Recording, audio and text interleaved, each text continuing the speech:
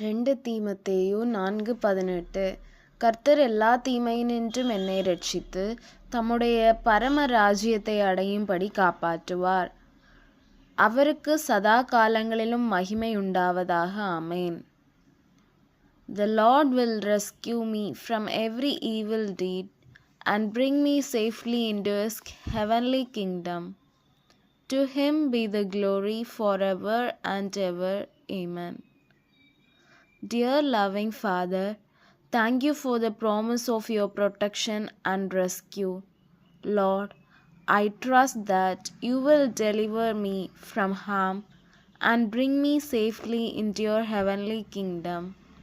May your glory be forever praised, and may I live a life that honors you. In Jesus' name, amen. I love my Jesus Christ.